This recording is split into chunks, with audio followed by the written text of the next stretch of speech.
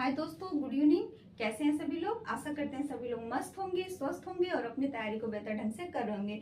तो दोस्तों, आज हम बात करेंगे गांधी युग के बारे में। तो गांधी युग से जो भी क्वेश्चन हमारे एग्जाम में पूछे जाते हैं तो हम क्या करेंगे, इस क्लास में उसको कवर करेंगे। तो गांधी युग स्टार्ट करने से पहले सबसे पहले हम गांधी जी के बारे में कुछ चर्चा कर लेते हैं। तो गांधी जी एक ऐसे व्यक्ति थे जिन्होंने भारत को आजाद करवाने में एक महत्वपूर्ण भूमिका निभाई है। तो गांधी जी का पूरा जीवन संघर्ष से भरा हुआ था, जिन्होंने पूरा अपना पूरा जीवन भारत को आजाद करने में ही व्यतीत किया। जब भारत को आजादी भी मिली तो 30 जनवरी 1948 को गांधी जी की डेथ हो जाती है, हत्या कर दी जाती है नाथूराम गोडसे के द्वारा।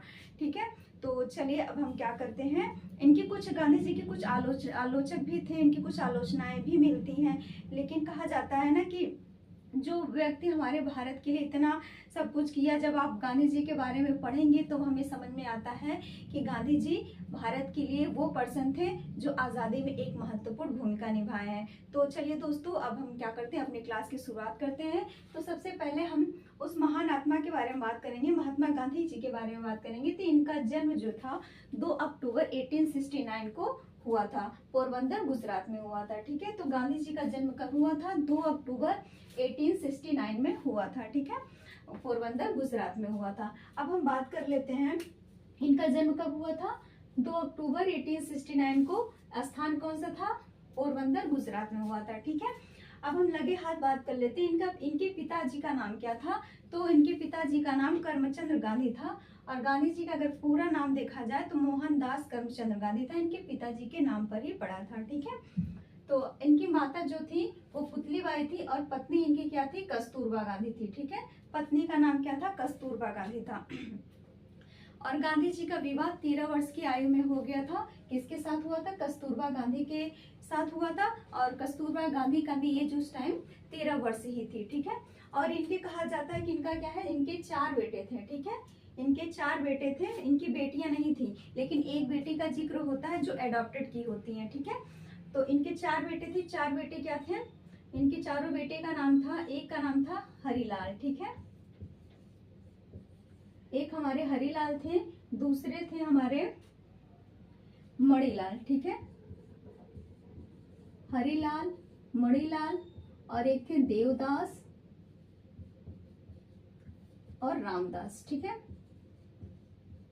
ये 4 बेटे थे। ठीक है, एक बेटी थी जो एडॉप्टेड की हुई थी। ठीक है, और राजनीतिक गुरु की बात कर लेते हैं कि महात्मा गांधी के राजनीतिक गुरु कौन थे। तो गोपाल कृष्ण गोखले थे। कौन थे? गोपाल कृष्ण गोखले थे। ठीक है, गोपाल कृष्ण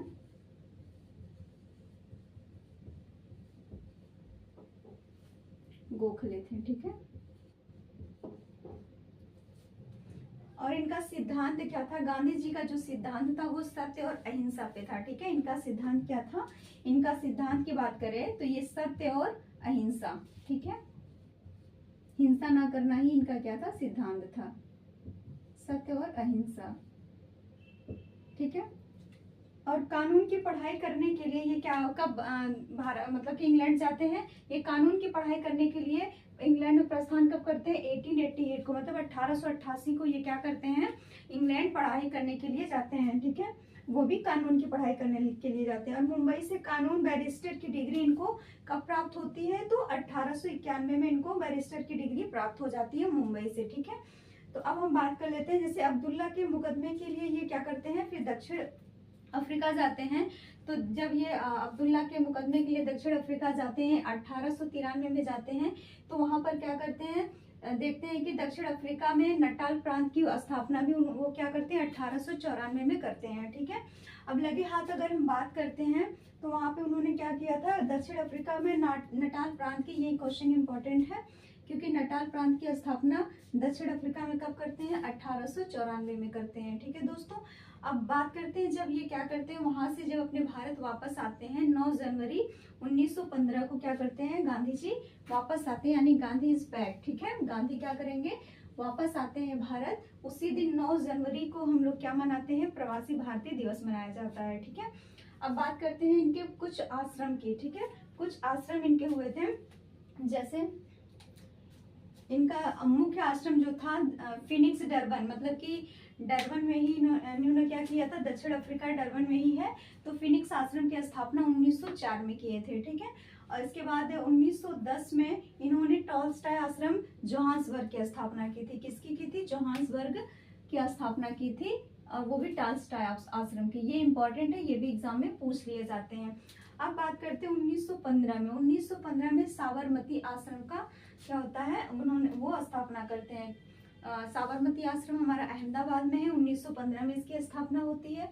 और 1915 में ही सत्याग्रह, ठीक है, एक मिनट दोस्तों, देखिए सत्याग्रह मतलब सत्याग्रह आश्रम जो है कोचरब, ये भी हमारा कहाँ है? अहमदाबाद में, गुजरात अहमदाबाद में है, ठीक है। अब इसके बाद यहाँ पे 1929 ईस्वी में अनाशक्ति कौशानी, ठीक है, अनाशक्ति आश्रम का स्थापना होता है, जो कहाँ है? कौशानी। कौशानी कहाँ है? उत्तराखंड में है, ठीक है। इसके बाद 1936 ईस्वी में सेवाग्राम, ठीक है, ये भी इंपॉर्टेंट है, सेवाग्राम, ठीक है। सेवाग्राम आश्रम की स्थापना वर्धा में होता है, ठीक है। वर्धा कहाँ है? ये हमारा महाराष्ट्र में है, ठीक है। अब हम प्रमुख उपाधियों की बात कर लेते हैं। देखिए प्रमुख उपाधियों की बात करेंगे तो केसर-ए-हिंद, केसर-ए-हिंद की उपाधि इनको प्रथम विश्व युद्ध के दौरान मिला था। अब देशद्रोही फकीर इसे इन्हें किसने कहा था? विस्टन चर्चिल ने कहा था। और विस्टन चर्चिल ने इन्हें क्या कहा था? अर्धनंगा फकीर भी कहा था, ठीक है। अब बात कर लेते हैं, ये इंपॉर्टेंट है दोस्तों, भिखारियों का राजा किसे कहा जाए, मतलब कि भिखारियों का राजा, ठीक है, उपाधि किसे मिली थी? तो ये पंडित मदन मोहन मालवीय के द्वारा महात्मा गांधी को दी गई थी, ठीक है। और महात्मा गांधी को अगर हम महात्मा की उपाधि कहें तो ये रविन्द्रनाथ टैगोर के द्वारा, ये भी इम्पोर्टेंट है। राष्ट्रपिता किसने कहा था? सुभाष चंद्र बोस ने कहा था, ठीक है। बापू की उपाधि किसने दी थी? तो ये CF एड्रूज व जवाहरलाल नेहरू ने कहा था, ठीक है। किसने कहा था? CF एड्रूज व जवाहरलाल नेहरू ने कहा था। इसके बाद one man, this is very important, one man boundary force की मतलब कि उपाधि किसने दिया था महात्मा जी को? तो ये लॉर्ड माउंटबेटन के द्वारा दी गई थी। और इसके बाद जब हमारा भारत आज़ाद हो जाता है 1947, 15 अगस्त 1947 को, तो इसके बाद हमारे गांधी जी क्या करते हैं? वो प्रार्थना के लिए जाते हैं और नाथूराम गोडसे के द्वारा 30 जनवरी 1948 को इनकी डेथ हो जाती है। इनका डेथ बहुत ही इंपॉर्टेंट है, किसके द्वारा होती है? नाथूराम गोडसे के द्वारा, ठीक है, नाथूराम गोडसे के द्वारा, नाथूराम गोडसे के द्वारा इनकी हत्या कर दी जाती है, ठीक है दोस्तों। तो उम्मीद करते हैं कि ये चीज़ आपको समझ में आई होगी, आपको ये क्लास अच्छी लगी होगी। तो अगर क्लास अच्छी लगे आप लोग इसे शेयर, लाइक, सब्सक्राइब जरूर कीजिएगा। अब रह जाते हैं कुछ इनके आंदोलन। तो महात्मा गांधी के जितने आंदोलन हैं हम एक वीडियो में उसको अलग से कवर कर लेंगे।